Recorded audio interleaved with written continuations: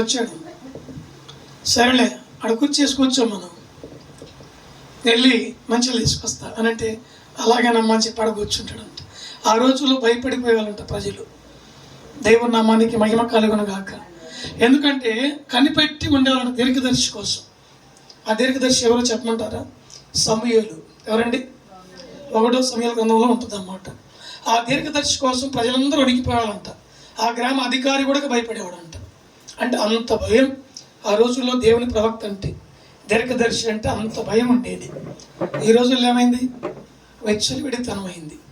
అందుకే వారు పాకిస్తాను శత్రువులు మన దేశంలోకి వచ్చి, మన దేశం భారతదేశం అమ్మా, మీకు వదనాలు తల్లి, అవునా కాదా?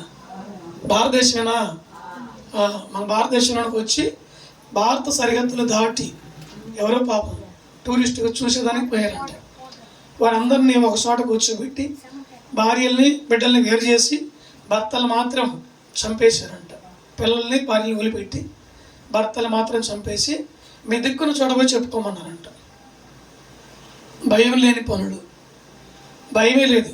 ప్రధాని అన్న భయం లేదు, ముఖ్యమంత్రి అన్న భయం లేదు. ఏం చేసుకుంటాడో చేసుకోమన్నారంట. ఆ సమాచారం వెంటనే మోడీకి అందింది. ఎవరికండి? ప్రధాని. మీకు తెలుసు కదా.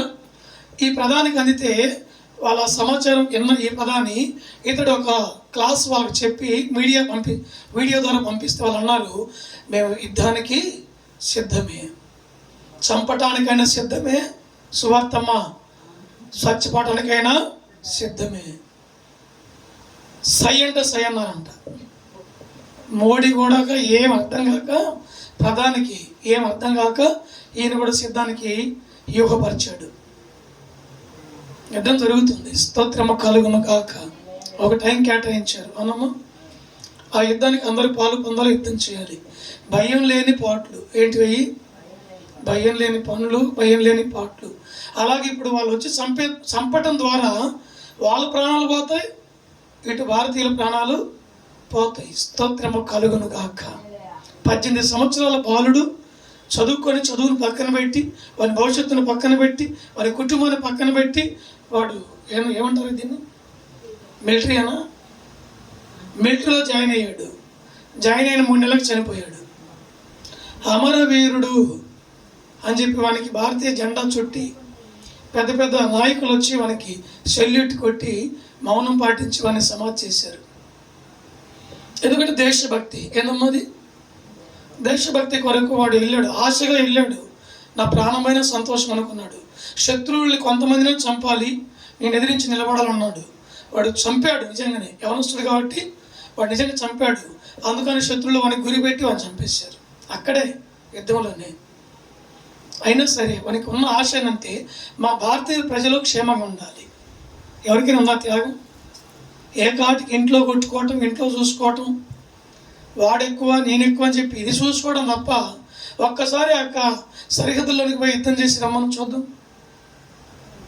వాడు దేశాన్ని ప్రేమించాడు, దేశ ప్రజల్ని ప్రేమించాడు, దేశ క్షేమాన్ని కోరుకున్నాడు. ఆశ కలిగి వాడు ఆ భారత సరిహద్దులోనికి వెళ్ళిపోయి ఆ యొక్క మిలిటరీలో చేరి యుద్ధం చేశాడు యుద్ధ వీరులతో. వాడు ఈరోజు నాకు యుద్ధ వీరుడు అని చెప్పి పేరు వచ్చింది. స్తోత్రము కలుగును కాక. కుటుంబ పరంగా ఎంత సంపాదించినా, ఎంత సమకూర్చినా, ఎంత కుటుంబం అయినా సరే నీకు పేరు నీ ఊరి వరకే ఉంటుంది, కానీ సరిహద్దులు దాటదు. కనీసం మన పొలిమల హద్దు కూడా నీ పేరు తెలియదు. దేవుని నామానికి మహిమ కలుగును గాక. మీరు ఎలాంటి ఆశ కలిగి ఉన్నారు? దేవుడు అంటున్నాడు ఆయన ఇచ్చే రక్షణ కొరకు ఆశ కలిగి ఉన్నామన్నాడు. మరి మీరు మటన్ తినాలని ఆశగా ఉన్నారు, పలావ్ తినాలని ఆశగా ఉన్నారు, లడ్డు తినాలని ఆశగా ఉన్నారు, హాట్ తినాలని ఆశగా ఉన్నారు. నాకైతే తెలియదు, కానీ అవి చిన్న చిన్న ఆశలు. ఎలాంటివి? చిన్న చిన్న ఆశలు, చాలా తేలికైనటువంటి ఆశలు. ఏదో కొట్లోకి వెళ్ళి తెచ్చుకొని తింటే అయిపోద్ది. కానీ ఇక్కడ అంటున్నాడు నేనిచ్చే రక్షణ కొరకు నువ్వు కనిపెట్టి ఉండమన్నాడు. ఆమేన్, హల్లెలూయా. అంటే రక్షణ దేవుడు ఇచ్చేది కూడా ఎంతో బహుమానం, అది చాలా ఉన్నతమైంది. దాని విలువ తెలిసిన వారైతే అలాగే కనిపెడతారా లేదా? ఒక్క మాట చెబుతానండి. అపోస్తల కార్యంలో 10వ వచనంలో 10వ అధ్యాయంలో ఒక కొర్నేలు అనే భక్తుడు ఉన్నాడు. అతను కూడా సైన్యాధిపతి. అతడు దేవుని నమ్ముకున్నాడు. ప్రార్థన చేసుకుంటే దేవుడు దర్శిస్తాడు. దర్శిస్తే నా దగ్గరికి ఎవరిని పంపిస్తావా అంటే నా సేవకుని పంపిస్తాను అంటాడు. వింటున్నారు తల్లారా? నా సేవకుని పంపిస్తాను, అతని ద్వారా నువ్వు రక్షణ పొందుకోమంటాడు. ఓకే పంపించాయని ఆ ఇంట్లోనే మోకరించి ప్రార్థన చేసి ఎదురు చూస్తూ ఉంటాడు. ఆశతో కనిపెడుతూ ఉంటే దేవుడు అక్కడికి పేతురుని పంపిస్తాడు.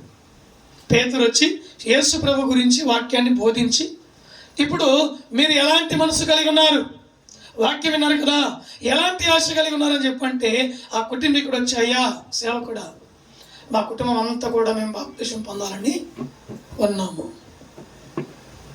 చాలా మంచి నిర్ణయం తీసుకోండి అని చెప్పి ఆ కుటుంబీకులందరికీ బాప్తిసం ఇచ్చి సేవకుడు ప్రార్థన చేసి మరీ వెళ్తాడు. ఇప్పుడు దేని కొరకు కనిపెట్టినాడు ఆయన? ఆస్తుల కోసమా, ఐశ్వర్యాల కోసమా, పదవుల కోసమా, రాజకీయవేత్తల కోసమా? దేనికోసం కనిపెట్టాడండి? దేవుడిచ్చే రక్షణ కొరకు కనిపెట్టాడు. కుటుంబం అంతా రక్షణ పొందుకున్నారు. దేవుని నామానికి మహిమ కలుగును గాక. హల్లెలూయా. పొట్టివాడైన జక్కయ్య చెట్టెక్కి కనిపెట్టాడు దేవుని కొరకు. దేని గురించి? యేసు ప్రభు నా ఇంటికి రావాలని. ఆయన ఇంటికి రావాలని చెప్పి కనిపెట్టాడు, ఆశపడ్డాడు. కానీ చివరికి ఆయన పొందుకుంది ఏంది? రక్షణ పొందుకున్నాడు. ఏం పొందుకున్నాడండి? రక్షణ పొందుకున్నాడు. ఇతడు కూడా అబ్రహాము కుమారుడే. దేవుని నామానికి మహిమ కలుగును కాక. హల్లెలూయా. ఇతడు కూడా అబ్రహాము కుమారుడు అని చెప్పి ఆయన రక్షణ పొందుకున్నాడు.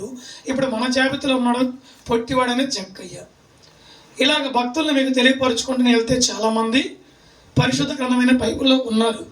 ఈరోజు నేను అడుగుతున్నాను సూటిగా, నీవు దేని కొరకు కనిపెట్టి ఉన్నావు? కేజీ బంగారం కొరకు కనిపెట్టున్నారు. చుట్టూ గ్లాస్ పెట్టారు. నా వైపు చూడమ్మా కొంత సమయం. చుట్టూ గ్లాస్ ఎత్తు పెట్టారు. 2 కేజీల బంగారపు రాడ్డు పెట్టారు.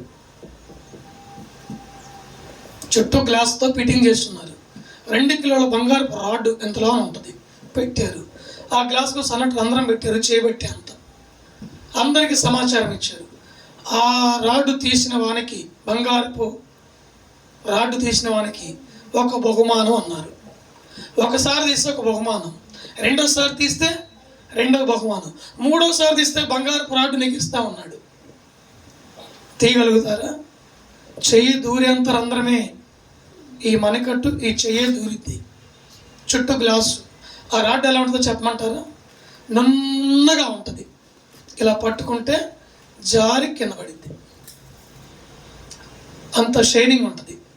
ఆ రాడ్డు కోసం ఆడ పెడితే జనాలకు ప్రేరేపిస్తే ఆశ కలిగిన వాళ్ళందరూ వెళ్ళటం, చేయబెట్టి తీయటం, జారి పడిపోవటం, నా వల్ల కాదని వెళ్ళిపోవటం, వెళ్ళటం, బలంగా కష్టంగా తీయటం, జారి పడిపోవటం, బయటకు వెళ్ళిపోవటం. ఎవరో 100లో ఒక తల్లి. అర్థమవుతుందా? ఒక్క తల్లి ఆ రాడ్డు బయటకు తీస్తే ఒక బహుమానం. 3 సార్లు ఎవరికి తీయటానికి వల్ల కాల. అంటే తీయటానికి అక్కడికి వెళ్తే ఏం ఆశపడి వెళ్ళారు? ఈ మాట అర్థం చేసుకోండి. ఏం ఆశించి వెళ్ళారు? బంగారపు రాడ్డు 3 సార్లు తీస్తే, బంగారపు రాడ్డు 3 సార్లు తీస్తే బంగారపు రాడ్డు 2 కేజీల బంగారము నా సొంతమైంది. అవునా కాదా? అంటే బంగారం తీసుకోవాలని ఆశ కలిగి ఉంది తల్లి. బంగారం కంటే విలువైనది దేవుడిచ్చే రక్షణ. దేవుని నామానికి మహిమ కలుగును గాక. హల్లెలూయా. కొన్నిసార్లు నేను